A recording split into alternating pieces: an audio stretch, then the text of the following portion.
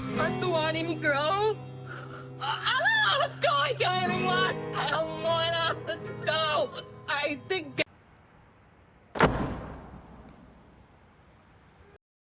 And they called and told me her car was found. Ooh, yo, bitch, she's so bad, she's perfect. Just like a rat, she's working. A 20-year-old woman, full of hope and ambition, becomes entangled in a relationship with a married man. A secret revealed, a confrontation, and a horrifying sequence of events. What led to her desperate cry for help? And how did it all end in a tragedy that stunned an entire city? Stay with us to uncover the events that left a promising young life cut short and a family searching for answers. This is the story of... Welcome to True Crime Anatomy, where we bring you the untold stories that deserve to be heard. Every day, we work tirelessly to narrate the unseen and unheard crimes that leave lasting marks on families and communities. If you appreciate the dedication to bringing these stories to light, please like, share, and subscribe to support the channel. Today, we tell the story of Kania Brunson, a 20-year-old woman whose life was filled with potential and big dreams. She aspired to be an orthodontist, drawn to the idea of helping people smile with confidence. She also loved animals and once thought about becoming a veterinarian. Like many young women her age, she was finding her path, exploring her talents, and figuring out her future. Beauty school became her stepping stone as she discovered her ability to transform appearances and make people feel beautiful. Kania was the kind of person everyone noticed, not just for her outer beauty but for the light she brought to those around her. Family and friends describe her as outgoing, kind, and full of life. Her journey was just beginning, and her loved ones believed the best was yet to come.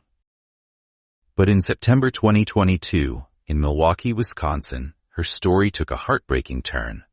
What began as a seemingly ordinary relationship with a man much older than her turned into a chain of events that no one could have foreseen. Her untimely death shocked the city and left her family grappling with a tragedy they never thought they'd face. This story isn't just about a crime, it's about betrayal, choices, and the devastating ripple effects they can have.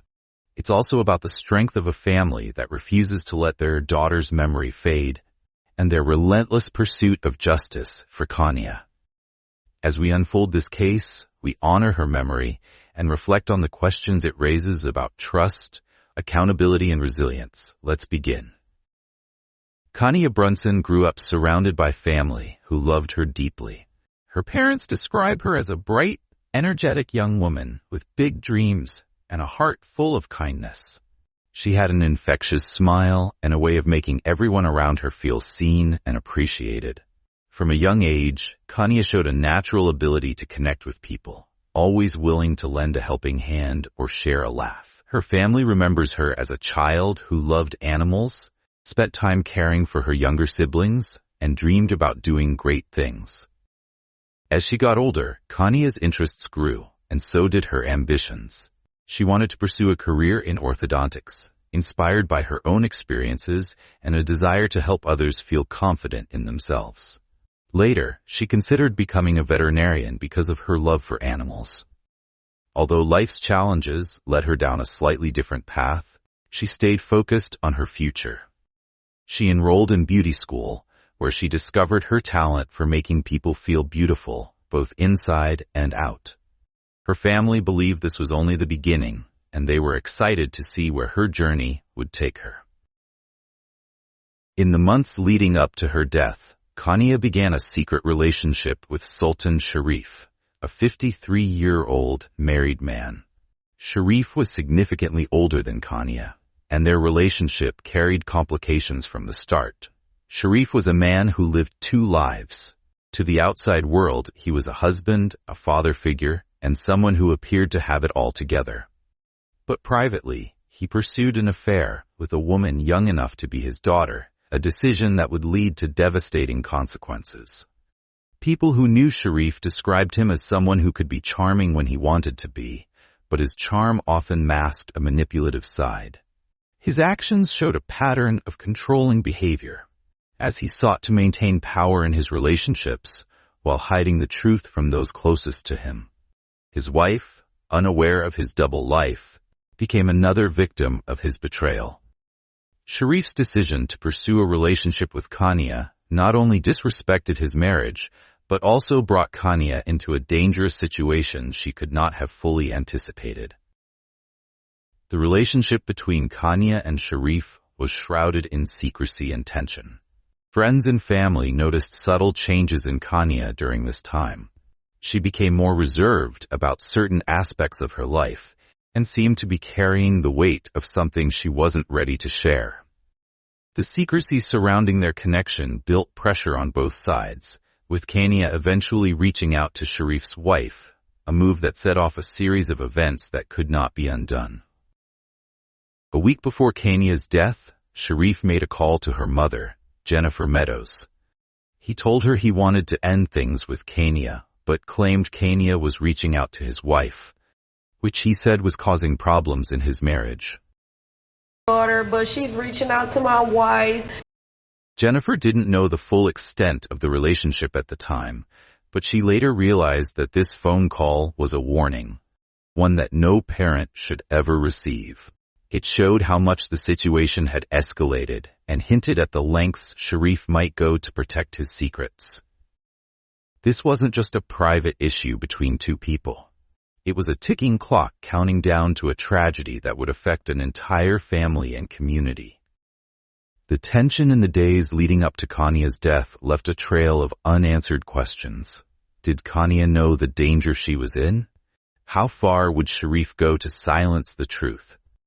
These were questions that would haunt everyone who knew her, even as the pieces of the story began to come together. The events unfolded in Milwaukee, a city Kania called home. From the streets where she grew up to the beauty school where she pursued her dreams, her story is intertwined with the places that shaped her life. These locations now serve as a reminder of the tragedy that took place and the bright future that was stolen from her. The details of this case paint a picture of a young woman who wanted more for herself, but became entangled with someone whose actions showed little regard for her safety or her life. The secrecy of their relationship, the pressures it created, and the eventual confrontation reveal how dangerous it can be when trust is broken and control takes over. As we move forward, we'll explore how these events led to a devastating crime and the impact it left behind. On the morning of September 24, 2022, Kania Brunson made plans to meet with Sultan Sharif.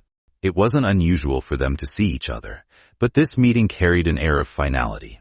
In recent weeks, tensions between the two had been escalating. Sharif, a married 53-year-old man, had expressed concerns about Kania reaching out to his wife, and their once hidden relationship was now unraveling under the weight of these secrets. That morning, Kania left her home without giving much detail about her plans. She was known for being outgoing and independent, so there was little reason for anyone to be alarmed. However, what happened next would change everything. Hours later, a witness came across a disturbing scene. Sharif was in his car with Kania, but something was terribly wrong.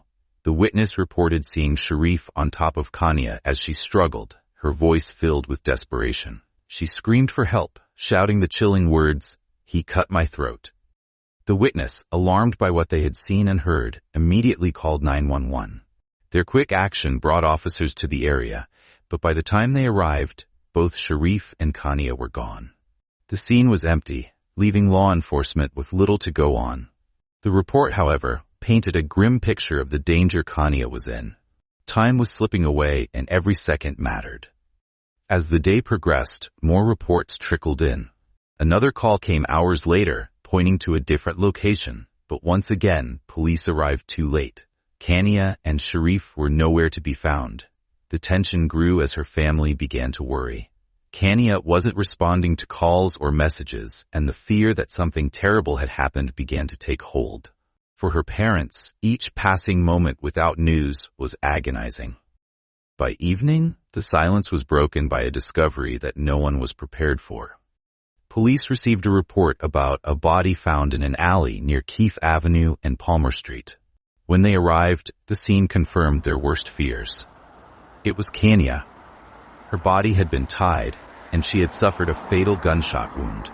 To cover his tracks, her killer had set her body on fire, leaving behind a horrifying scene of violence and destruction.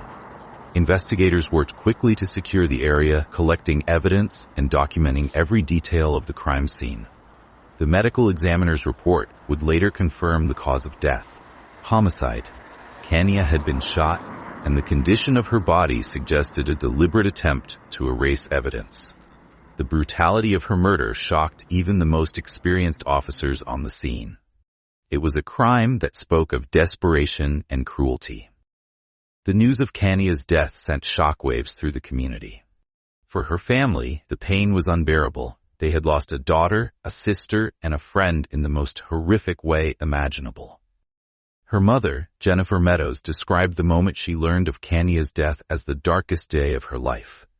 Her father, Kania Brunson, vowed to fight for answers and justice, refusing to let his daughter's memory fade into the background. As details of the crime began to emerge, questions arose that demanded answers. What drove Sultan Sharif to commit such a violent act? Was this planned in advance, or was it a moment of rage sparked by fear and desperation? And why had Kania, a young woman with so much promise, become the target of such brutality? The investigation uncovered that the violence that day wasn't an isolated incident, but the culmination of weeks of tension and escalating threats. A week before the murder, Sharif had called Kania's mother, expressing frustration and concern. He claimed he wanted to end the relationship, but accused Kania of contacting his wife, creating problems in his marriage. This phone call, dismissed at the time as an argument, would later take on a much darker significance. The community was left grappling with the loss of a bright young woman whose life had been cut short.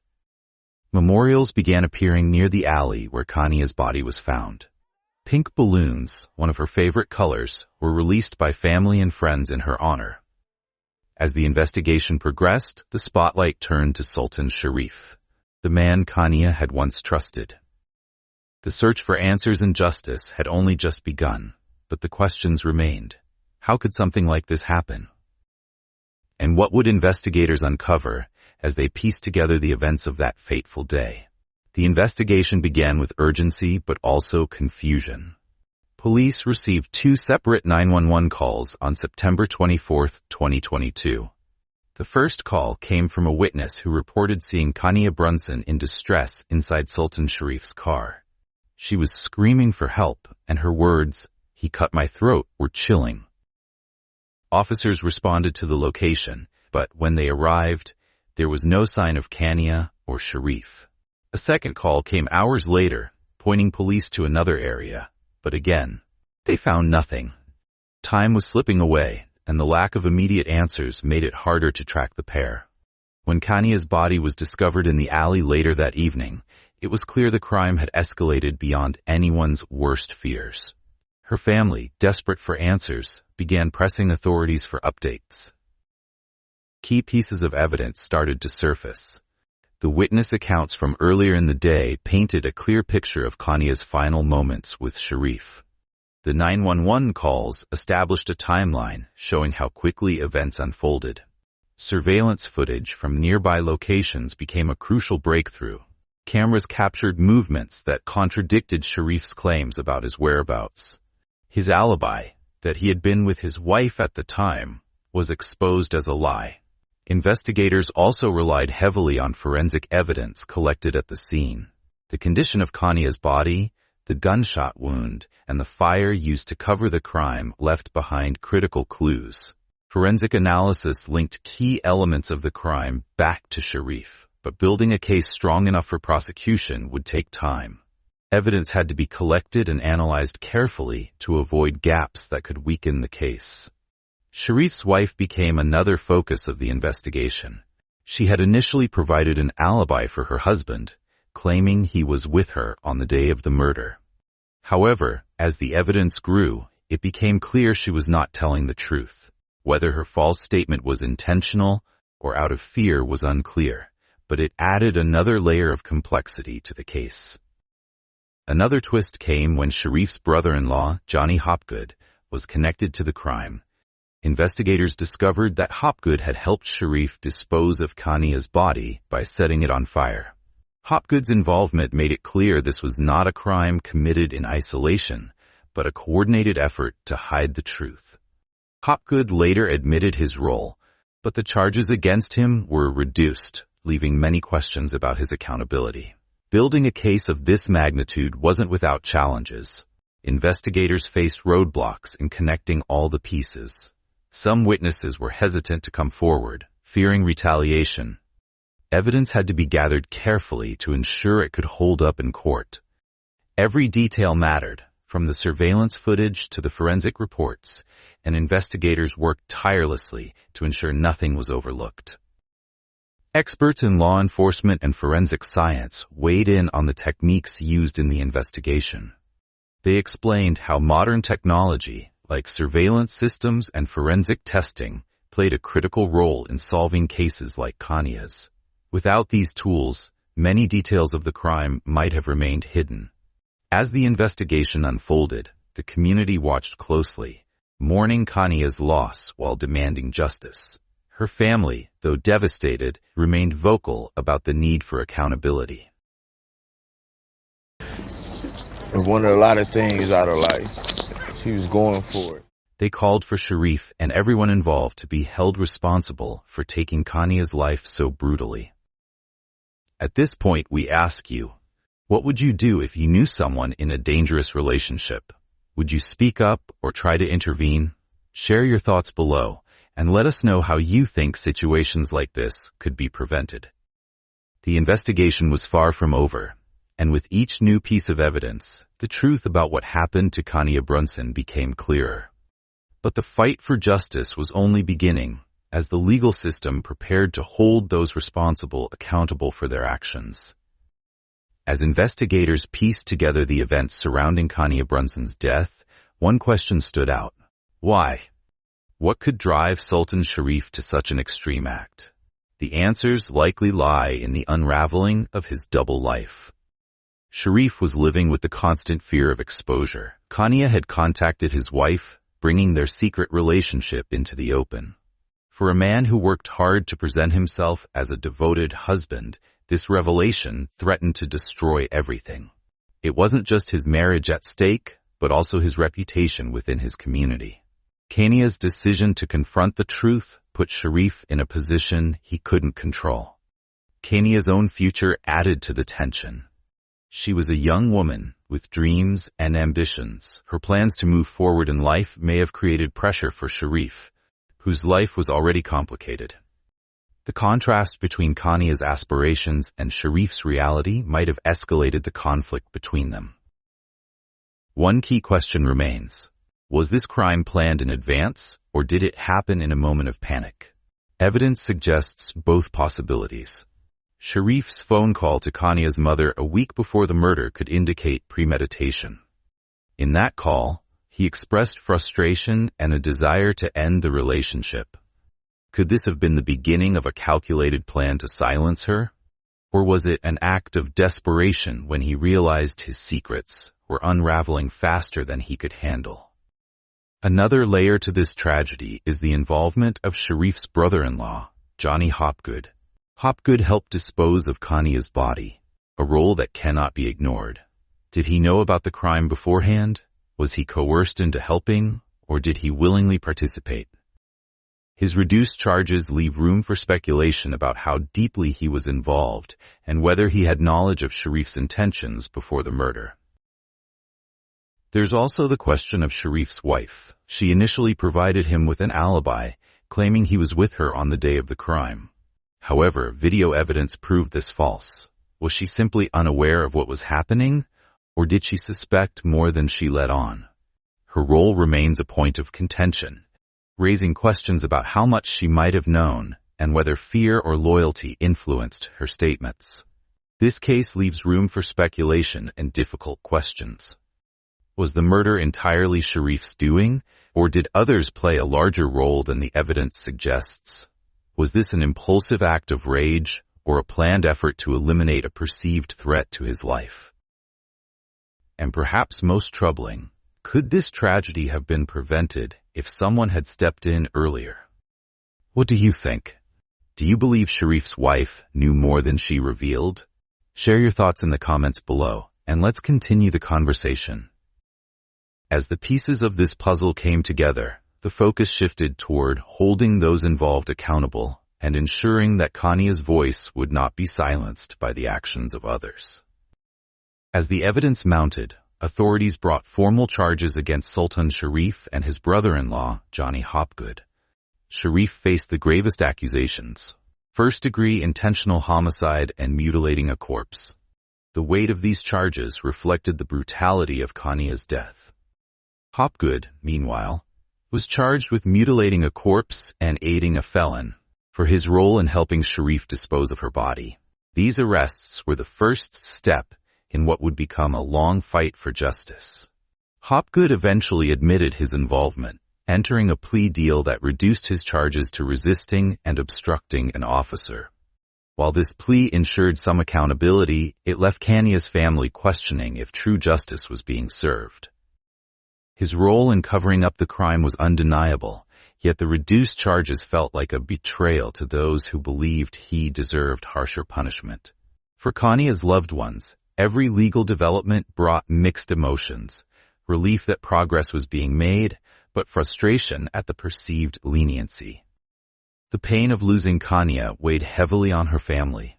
Her mother, Jennifer Meadows, described her daughter as her everything, a young woman full of dreams and kindness. Jennifer's heartbreak was visible in every statement she made, but so was her determination to ensure that her daughter's story was never forgotten. Kania's father, Kania Brunson, echoed these sentiments, vowing to attend every court hearing to make sure her voice was heard. His words carried the weight of a parent's grief and a fierce resolve to see justice done. To honor Kania's memory, her family and community gathered for a balloon release at McGovern Park. The park, usually a place for joyful gatherings, became a space of remembrance and mourning. Friends and family came together, sharing stories about Kania and releasing pink balloons, her favorite color, into the sky. Each balloon symbolized a piece of her life, her dreams, and the love she had brought to those around her. The event was both a tribute and a statement. Kania would not be forgotten, and her family's fight for justice would continue. The legal process, however, was far from smooth. Sharif's trial, initially scheduled much earlier, faced repeated delays. The COVID-19 pandemic had created a backlog in the court system, pushing his jury trial back several times. Each delay was another blow to Kania's family, who were left waiting for the moment they could see her killer face justice. For them, the postponements felt like an additional burden on top of their grief, forcing them to relive the pain over and over as they awaited closure. Despite the setbacks, Kania's family remained steadfast. They attended every court date, ensuring that their presence was a constant reminder of the life that had been taken. Their unwavering commitment sent a clear message: they would not let Kania's case be overlooked or forgotten. For them, this was about more than a legal battle. It was about honoring Kania's memory and making sure her death was not in vain. As the trial approached, the weight of the case grew heavier.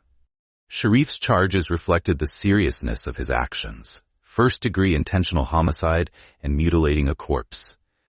The evidence against him was overwhelming, from the witness accounts to the surveillance footage and forensic analysis. Each piece of evidence painted a grim picture of what had happened, leaving little room for doubt about his involvement. Yet, the final judgment rested in the hands of the court. For the community, the case had become a symbol of both tragedy and resilience. Kania Brunson's story is a heartbreaking reminder of how dangerous secrecy and unhealthy relationships can be. Her dreams and potential were taken away by someone she trusted, someone who chose to silence her rather than face the truth. It shows how choices made in fear and desperation can lead to irreversible consequences. Her family's strength throughout this tragedy is extraordinary. Despite their unimaginable loss, they've continued to fight for justice and ensure Kania's memory lives on.